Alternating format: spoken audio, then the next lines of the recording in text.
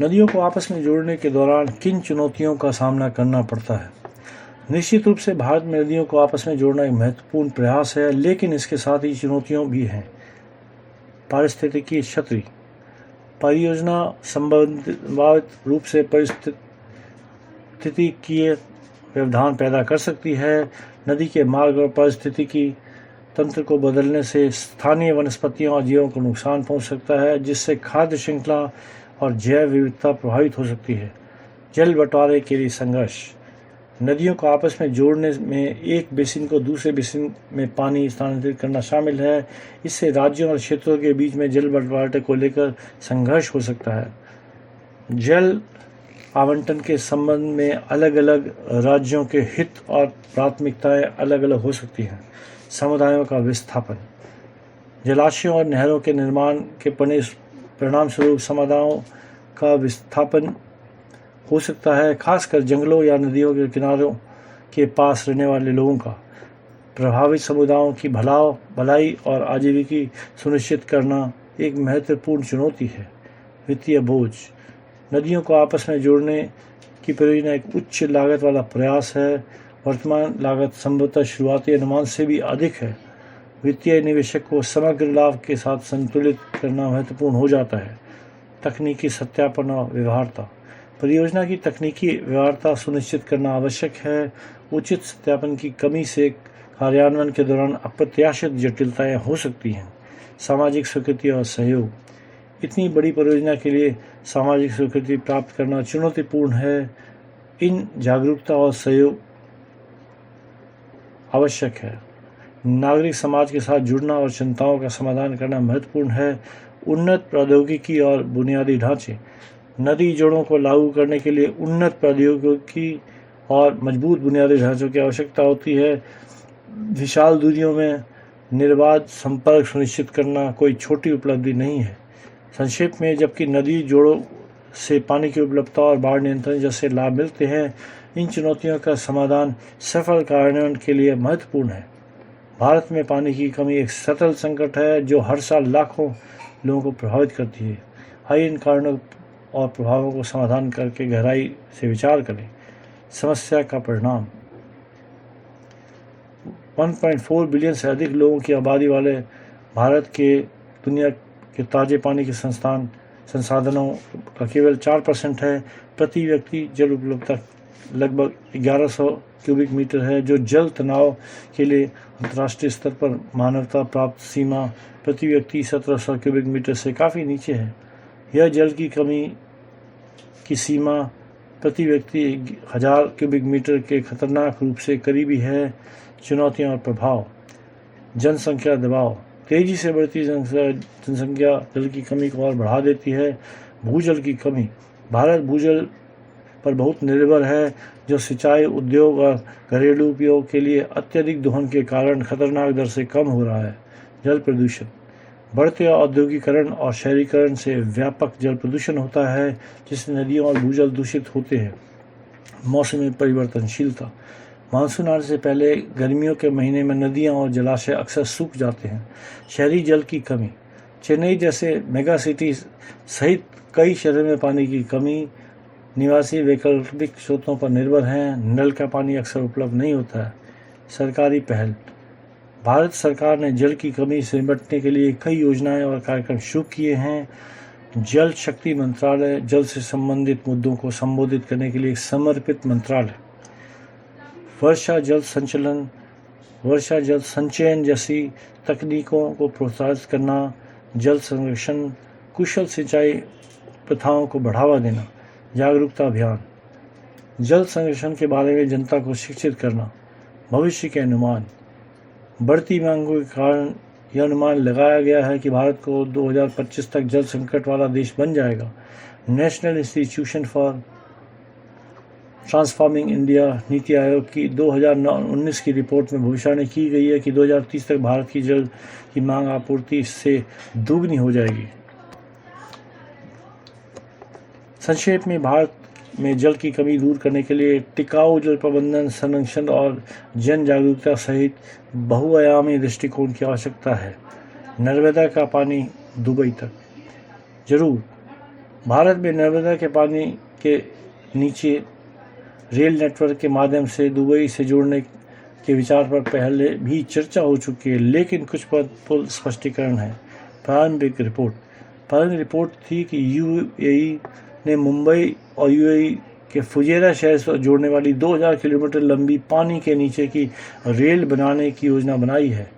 इस अवधारणा में अल्ट्रा स्पीड फ्लोटिंग ट्रेनें शामिल थी जो इस पानी के नीचे के मार्ग को पार करेंगी। उद्देश्य और द्विपक्षीय व्यापार। इन परियोजना को भारत और यूएई के बीच द्विपक्षीय व्यापार को बढ़ावा देने के साधन के रूप में देखा गया था। विचार यह था कि भारत को यूएई से तेल प्राप्त होगा, जबकि यूएई को पाइपलाइन के माध्यम से नर्मदा नदी से अतिरिक्त मीठे पानी के निर्यात से लाभ होगा। व्यवहार्यता और चुनौतियाँ। जब अवधारणा पेचीदा थी, इस महत्वपूर्ण तकनीकी और तार्किक चुनाव का सामना करना पड़ा। इन परियोजना के कार्यान्वयन के बारे में हालिया स्पष्टीकरण। एक सरकारी सूत्रों ने स्पष्ट किया कि मीडिया के अंडर वाटर रेल प्रोजेक्ट की रिपोर्ट आई है, लेकिन यह किसी का आकलन है। विदेश मंत्रालय के पास ऐसी कोई परियोजना के बारे में कोई आधिकारिक जानकारी नहीं है। संक्षेप में, जबकि नर्मदा नदी को अंडर वाटर रेल नेटवर्क के माध्यम से दुबई को जोड़ने का विचार आकर्षक है, यह भी अटकलें हैं। किसी की प्रमुख बुनियादी ढांचा परियोजना की तरह आगे बढ़ने से पहले व्यवहार्यता अध्ययन और सावधानीपूर्वक योजना बनाना आवश्यक होगा। क्या पूरी भारत राज्यों को गैर बरसात के दिनों में पानी की भारी कमी का सामना करना पड़ेगा?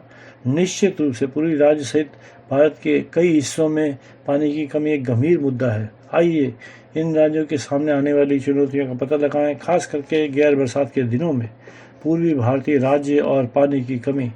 जबकि भारत के पूर्वी राज्यों में मानसून के मौसम में पर्याप्त वर्षा होती है, फिर भी कई कारकों के कारण पानी की कमी का सामना करते हैं। मौसमी बदलाव। मानसून वार्षिक वर्षा को अधिकांश हिस्सा प्रदान करता है, लेकिन शेष वर्षा सूखा हो जाता है। भूजल की कमी। कृषि, उद्योग और घरेलू उपयोग के लिए भूजल के अत्यधिक दोहन से भूजल स्तर में कमी आई है। शहरीकरण।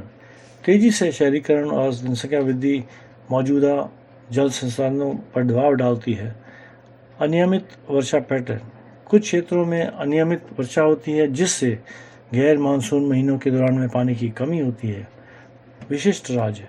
पश्चिम बंगाल, उड़ीसा, झारखंड और बिहार और असम के कुछ हिस्से पानी की कमी का सामना करने वाले पूर्वी राज्यों में से एक है। कोलकाता और भुवनेश्वर जैसे शहरी क्षेत्र में पानी की कमी से जूझता है, खास करके सूखे के दौरान। शमन उपयोग।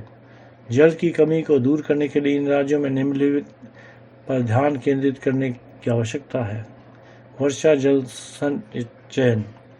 भूजल को रिचार्ज करने के लिए वर्षा जल संचयन तकनीकों को बढ़ावा देना। जल संरक्षण, कृषि और उद्योगों में पानी को कुशल उपयोग। जल स्रोतों का विविधीकरण। नदियाँ, झीलों और जलाशय से विकल्प स्रोतों का खोज करना। जागरूकता अभियान। जल संरक्षण के बारे में जनता को शिक्षित करना। एकीकृत दृष्टिकोण। सरकारी नीतियाँ, सामुदायिक भागीदारी और प्रौद्योगिकी को शामिल करने वाला एक एकीकृत दृष्टिकोण महत्वपूर्ण है। बरसात और गैर बरसात दोनों दिनों में दौरान सतत जल प्रबंधन आवश्यक है। संक्षेप में, जबकि पूर्वी भारतीय राज्यों में मानसून की बारिश होती है, फिर भी उन्हें गैर बरसात अवधि के दौरान पानी की कमी का सामना करना पड़ता है। इन चुनौतियों का समाधान करने के लिए ठोस प्रयासों और दीर्घकालिक योजना की आवश्यकता है। गंगा के पानी में नर्मदा में मोड़ने से बिहार में पहले से पानी की कमी के लिए गंभीर परिणाम हो सकते हैं। आपने एक महत्वपूर्ण चिंता जताई है।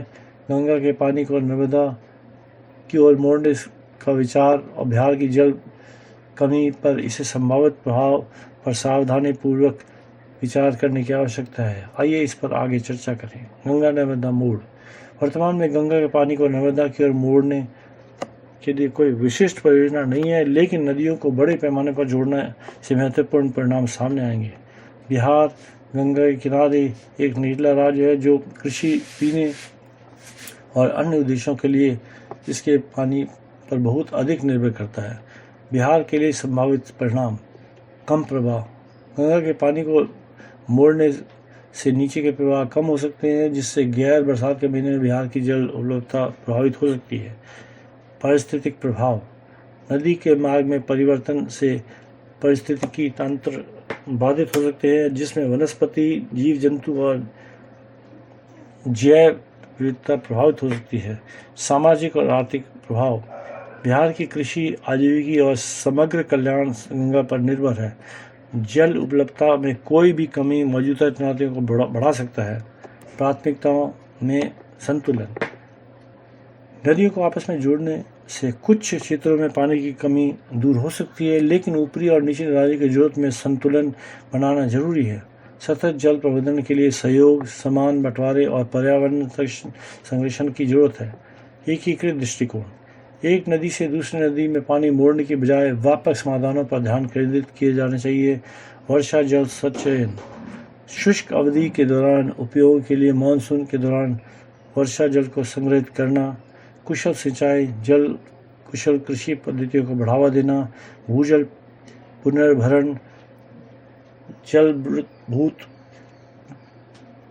पुनर्पूर्ति सुनिश्चित करना। संक्षेप में, किसी भी बड़े पैमाने पर नदी मोड़ परियोजना को बिहार जैसे निचले क्षेत्र पर इसके प्रभाव पर सावधानीपूर्वक विचार करना चाहिए। विकास के पर्यावरणीय और सामाजिक चिंताओं के लिए संतुलित करना महत्वपूर्ण है। तो ये था नदियों को जोड़ने की परियोजना के बारे में। अगर आप हमारे चैनल में पहली बार आए हैं तो इसे लाइक और सब्सक्राइब करें। धन्यवाद।